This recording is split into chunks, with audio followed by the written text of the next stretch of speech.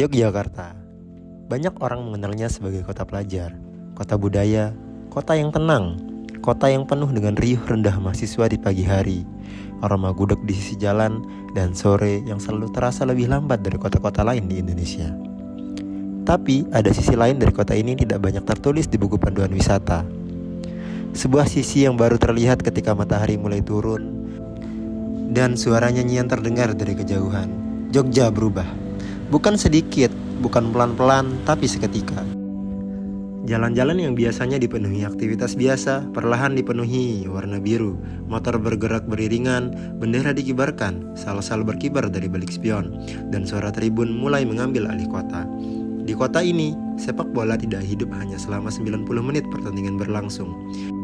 Ia hidup di jalanan, di tembok kota, di tongkrongan kecil di pinggir jalan, di mural yang tidak pernah benar-benar hilang meski hujan berganti musim. Sepak bola di Yogyakarta bukan hiburan semata, ia adalah cara orang di sini merayakan diri mereka sendiri. Cara mereka membuktikan bahwa mereka ada, bahwa mereka punya ruang, bahwa mereka punya suara. Di balik semua itu, ada satu nama yang terus tumbuh bersama denyut Yogyakarta. Sebuah nama yang melekat di tembok-tembok kota, yang terdengar dari nyanyian panjang di tribun, yang hadir bahkan ketika tidak ada pertandingan berlangsung. Brajamusti.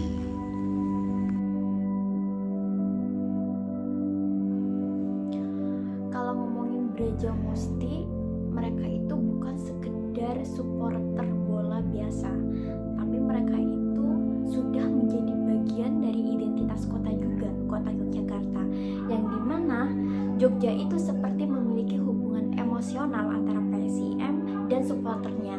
Jadi pas match day datang, suasana kota itu jadi beda banget. Kayak ada energi yang diberikan sehingga kota itu jadi berubah. Brajamusti lahir pada tahun 2003, sebuah kelompok supporter yang tumbuh bersama identitas lokal Yogyakarta.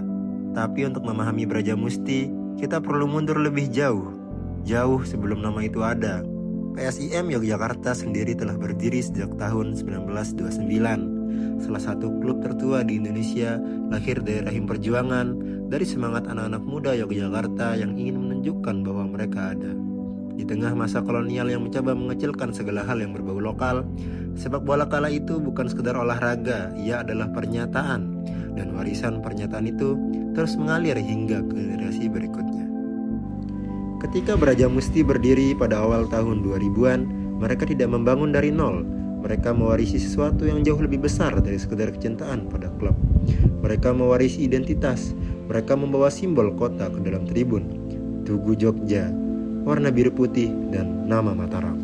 Yang menjadi bagian dari sejarah panjang kota ini, dari kerajaan yang dulu memerintah tanah Jawa, hingga menjadi nama yang kini bergema di setiap sudut tribun. Dalam kajian sosiologi urban, fenomena ini bukan sesuatu yang asing. Para akademisi seperti Anthony King dan John Bailey telah lama menunjukkan bahwa stadion bukan hanya arena olahraga. Ia adalah ruang di mana identitas kolektif dibentuk, dipertahankan, dan dipertontonkan kepada dunia. Dan Brajamusti memahami itu, bahkan mungkin tanpa pernah membaca satupun teori sosiologi. Mereka hanya tahu satu hal, bahwa menjadi bagian dari tribun berarti menjadi bagian dari kota.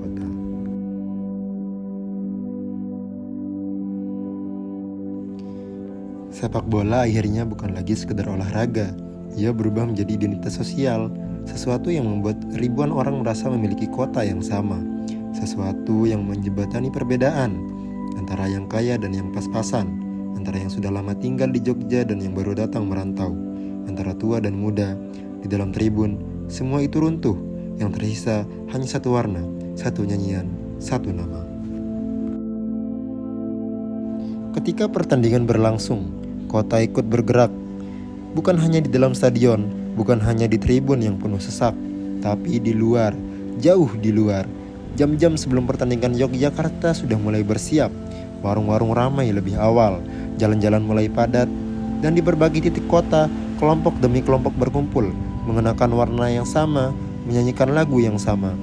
Jalan raya yang biasanya hanya menjadi ruang lalu lintas berubah menjadi ruang ekspresi kolektif. Dalam perspektif politik perkotaan, ini adalah fenomena yang sangat menarik untuk diamati. Henri Lefebvre, seorang filsuf dan teoretikus ruang asal Perancis, pernah menulis bahwa ruang kota tidak pernah benar-benar netral. Ia selalu merupakan hasil dari praktik sosial, dari kebiasaan, dari perebutan. Dan apa yang dilakukan Brajamusti di jalanan Yogyakarta adalah persis itu. Sebuah praktek sosial yang mengubah makna ruang. Konvoi memenuhi jalanan, nyanyian terdengar dari berbagai sudut kota. Dan untuk beberapa saat, Jogja seperti dimiliki oleh Tribun.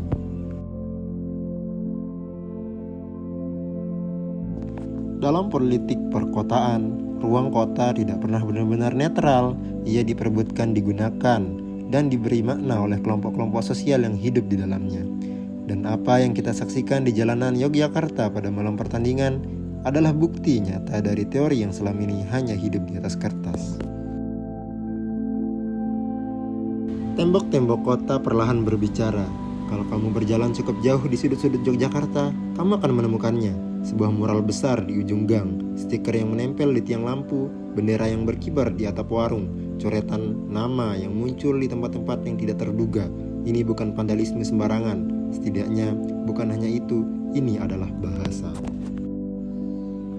Bahasa yang ditulis bukan dengan kata-kata, tapi dengan simbol, dengan warna, dengan keberanian untuk mengatakan, kami ada di sini.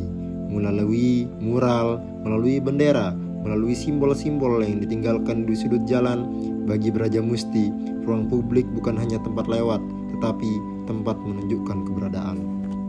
Dalam kajian urban studies, praktik ini dikenal dengan istilah territorial marking atau penandaan wilayah. Sebuah cara kelompok sosial untuk menginskripsi diri mereka ke dalam landscape kota, untuk menjadikan kota itu milik mereka, bukan hanya secara fisik, tetapi secara simbolik. Penelitian seperti Dick Hebdig dalam karyanya tentang subkultur menunjukkan bahwa simbol visual adalah cara kelompok marginal untuk mengklaim visibilitas, untuk membuktikan bahwa mereka bukan bagian yang tersembunyi dari kota, tapi bagian yang tidak bisa diabaikan. Territorial marking, penandaan wilayah melalui simbol visual, menjadi bagian dari cara supporter mengklaim ruang kota. Dan Yogyakarta, dengan segala kekayaan visual yang ada di setiap sudutnya, menjadi kanvas yang sempurna untuk klaim itu. Namun, sepak bola tidak hanya menciptakan keramaian, ia juga menciptakan kehidupan. Di sekitar stadion, ekonomi kecil mulai bergerak. Ini bukan metafora, ini angka, ini kenyataan yang bisa kamu saksikan langsung ketika kamu berdiri di sekitar stadion Mandala Krida beberapa jam sebelum pertandingan dimulai. Pedagang kaki lima berdatangan jauh sebelum peluit pertama ditiup. Mereka membawa gerobak terpal dan harapan bahwa hari ini akan lebih baik dari kemarin. Penjual atribut membuka lapak di pinggir jalan, menggantung jersey biru, shawl, dan topi dengan logo PSIM yang mengkilap di bawah lampu jalan. Warung-warung yang biasanya sepi di malam hari mendadak penuh, kursi plastik ditambah, kompor menyala lebih awal, dan obrolan tentang formasi, peluang, dan harapan mengisi udara malam Jogja. Bahkan, tukang parkir yang biasanya hanya mengurus beberapa motor pun pada malam pertandingan bisa mengatur ratusan kendaraan yang datang dari berbagai penjuru kota. Sepak bola di sini bukan hanya soal siapa yang menang dan kalah, ia adalah soal siapa yang bisa makan malam ini.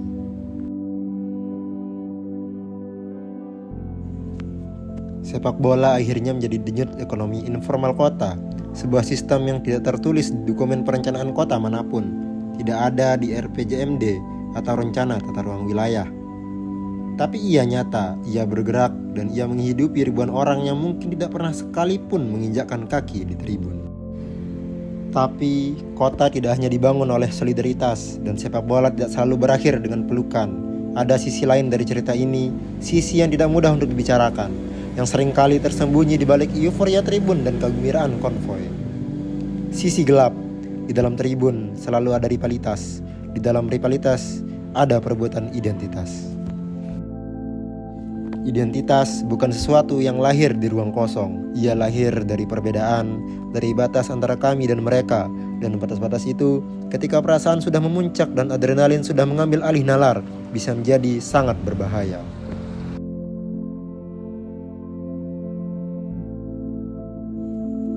Brajamusti pernah mengalami konflik internal maupun eksternal, mulai dari rivalitas dengan The Maidan di dalam basis PSIM hingga konflik panjang dengan kelompok supporter luar kota seperti Slemania, Brigata Kurva Sud, dan Pasopati.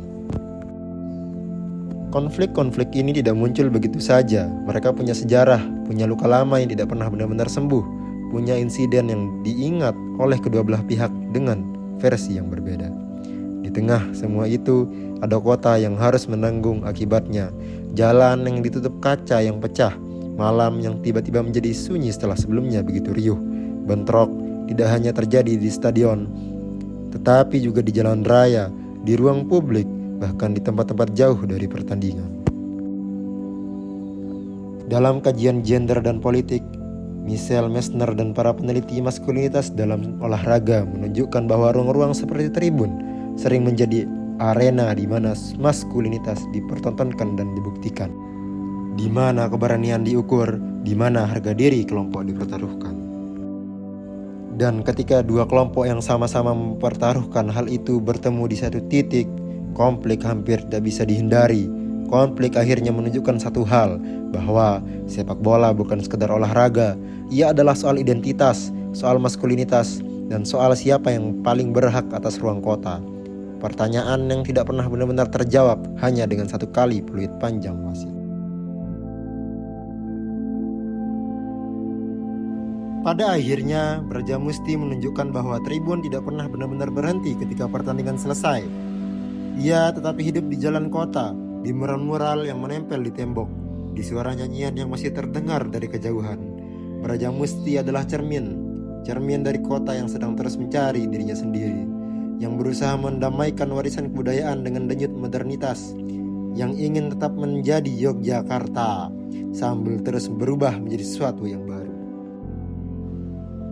Dan sepak bola dengan segala kegembiraan, konflik dan kompleksitasnya adalah salah satu ruang di mana pencarian itu berlangsung paling jujur.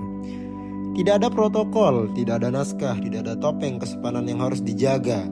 Di tribun, orang-orang Jogja menjadi diri mereka sendiri sepenuhnya. Dan mungkin selama Jogja masih berdiri, selama itu pula sepak bola akan terus hidup bersama kotanya. Bukan hanya di dalam jadwal pertandingan, bukan hanya di dalam statistik dan klasmen, tapi dalam ingatan, dalam cerita yang diturunkan dari satu generasi ke generasi berikutnya, di dalam nyanyian yang terus dinyanyikan bahkan ketika tidak ada yang meminta. Karena Brajamusti bukan sekedar supporter, mereka adalah bagian dari kota, dan kota itu tidak pernah benar-benar tidur.